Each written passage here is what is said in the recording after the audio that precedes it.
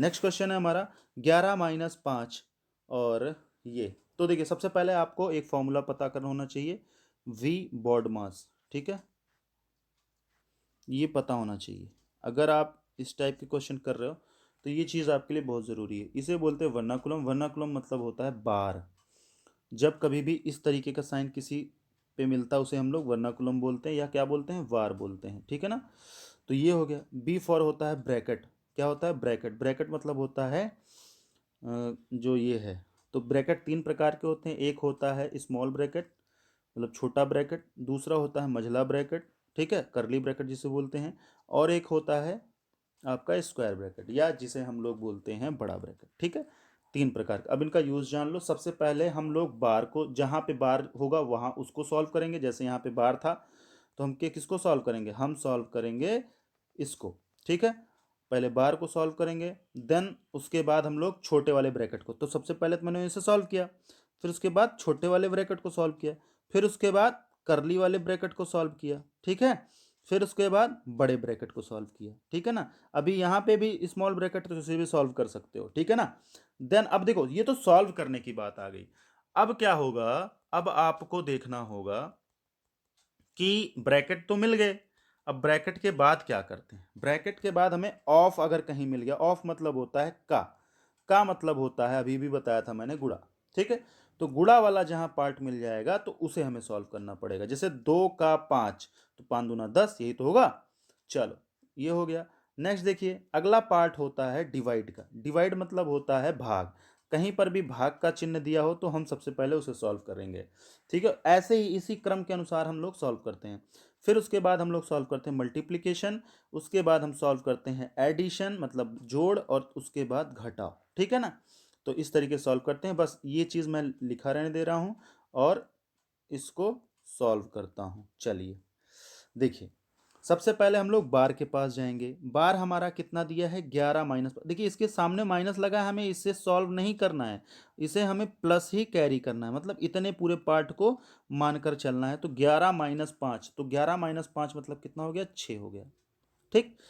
अब bracket, small bracket के पास जाएंगे तो स्मॉल ब्रैकेट में क्या दिया है, स्मॉल ब्रैकेट में दिया है 18-5, क्योंकि पहले कितना था, पहले था 18 और बाद में हमने इसको सॉल्व किया तो 6 आ गया। तो 18 - 6 मतलब कितना हो गया, 12। तो इस वाले पूरे वैल्यू आ गई आपकी कितनी, 12, ठीक, 12 आ गई। चलो ये पूरी वैल्यू की आ गई 12। तो 13, अब मझले ब्रैकेट के पास जाएंगे। मझला ब्रैकेट क्या कहता है, 13+12। तो 13+12 का मतलब कितना होता है, 25। 13+12 बराबर 25। तो ये पूरा मझला ब्रैकेट हमने सॉल्व कर लिया, उसकी वैल्यू आ गई 25, ठीक है। अब अगला दिया हुआ है 12+25, तो 12 में इसमें जोड़ देते हैं। तो 5 - 2 - 7, 2 - 1 - 3, तो इस पूरे की वैल्यू आ गई, जो ब्रैकेट था 37 आ गया। कितना आ गया, 37 आ गया। देखिए बहुत ही आसान था और हमने इसको आसानी से सॉल्व कर लिया, 37 आ गया। तो अब देखो सबसे पहले तो इसे सॉल्व करेंगे। 11-5 मतलब 6 और गुणे कितना है, 37, क्योंकि इस पूरे की वैल्यू आई थी 37, ठीक है।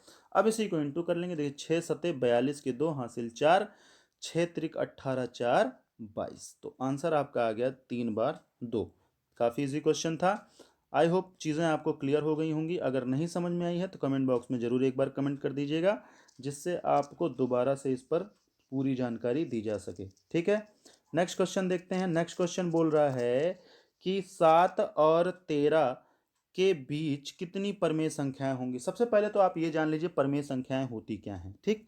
तो परमेय संख्या बराबर होता है जिस संख्या को p/q के फॉर्म में लिखा जा सके, ठीक है। p/q क्या होता है, मतलब p मतलब देखो यहाँ पे है आपका अंश, ठीक, और q आपका है हर, ठीक। जहाँ पे q क्या होता है, बराबर नहीं होता है 0, ठीक है ना।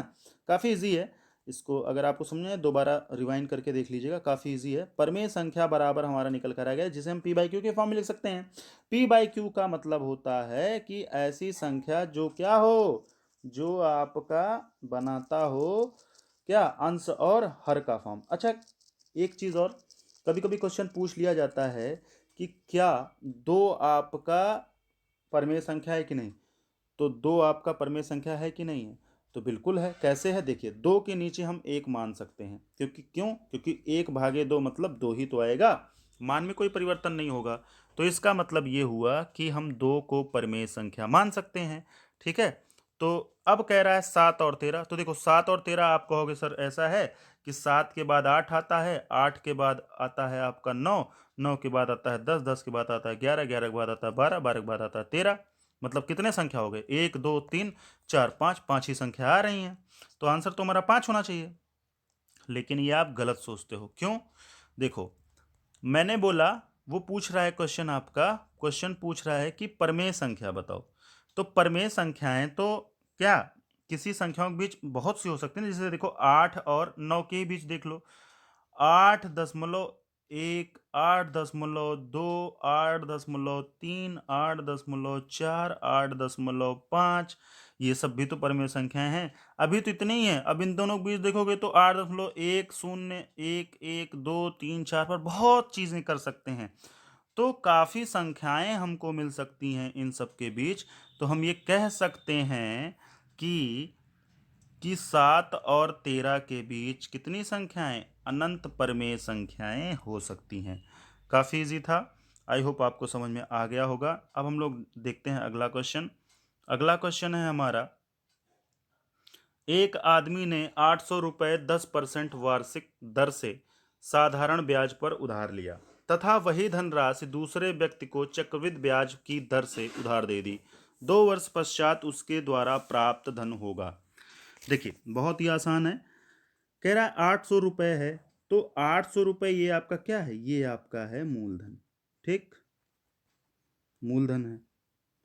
आपको अगर और अच्छे से देखना है तो हमारी पुरानी वीडियोस पड़ी हैं, वहां से जाके साधारण ब्याज और चक्रवृद्धि ब्याज पढ़ सकते हो। ठीक है, रेट आपका मतलब जो दर है वो कितना है, 10% है। ठीक, अब इसी को एक बारी उसने क्या किया, साधारण ब्याज से उधार लिया और इसी चीज को उसने चक्रवृद्धि ब्याज पर दे दिया। और समय कितना है, 2 ही वर्ष। ठीक है, टाइम कितना है, 2 वर्ष। ठीक, बहुत ही आसान है। देखिए कैसे करते हैं। चलिए, तो सबसे पहले हम लोग साधारण ब्याज का सूत्र लगाते हैं। साधारण ब्याज बराबर होता है मूलधन गुणे दर गुणे समय बटा 100।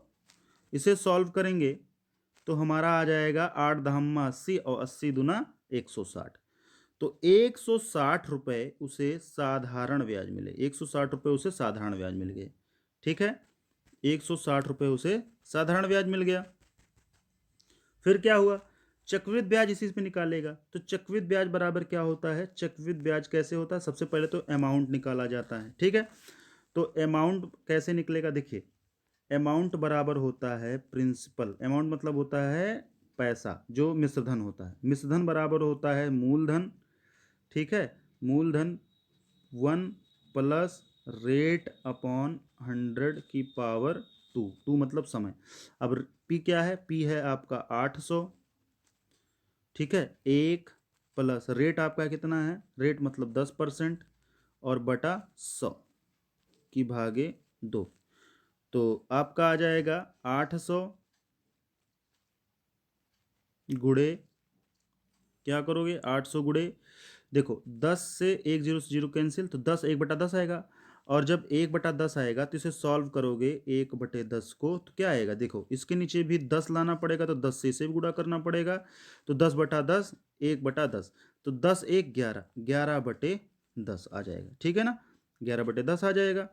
तो कुल मिलाकर आ गया 800 गुणे 11/10 की पावर 2 था, तो मतलब 2 बार गुणा, यही तो। ठीक, तो 2 जीरो हो गए कैंसिल। तो 11, देखो 11 अठे 88 गुणे 11। ठीक है, तो देखो 8 8 लिख दो, 8 8 16 6 और 8 1 9, तो 968 हो जाएगा। तो 968 रुपये ये आपका क्या है, अमाउंट है। 968 रुपये अमाउंट है, मतलब मिश्रधन है। 2 वर्ष बाद आपका जो धन है वो 968 हो जाएगा। तो ब्याज कितना मिला, उसी मूलधन को आप इसमें से माइनस कर दो, तो 168 रुपये आपका क्या आ गया, ब्याज आ गया। तो 168 रुपये आपका मिश्रधन है, सॉरी चक्रवृद्धि ब्याज है। चक्रवृद्धि ब्याज आपने 168 पाया और साधारण ब्याज आपने 160 रुपये पाया। तो आपने कुल कितने रुपए कमाए, 8 रुपये कमाए। ठीक, क्यों, क्योंकि आपने उसको 800 रुपये तो दिए, साथ ही साथ 160 रुपये दिए। क्यों? क्योंकि आप उसने क्या किया था, साधारण ब्याज की ही तो दर लिया था, लेकिन उसने जो दिया था वो दिया था 100 वो चक्रवृद्धि ब्याज की दर पर। तो जब चक्रवृद्धि ब्याज की दर पर दिया तो उसने 168 पाया, लेकिन उसे लौटाने 160 थे और 800 रुपये, तो उसने लौटा दिए। तो ये 8 रुपये का जो अंतर आ रहा है ये उसकी क्या है, धन है। ठीक, तो 8 रुपये उसने कमा लिए। काफ़ी इजी क्वेश्चन है, और अगर नहीं समझ में आया है तो आप हमारी वीडियोस को जाके पीछे देख सकते हो। अगला है, किसी वृत्त की त्रिज्या 3 गुना कर दी गई, आर है वो 3r कर दिया गया।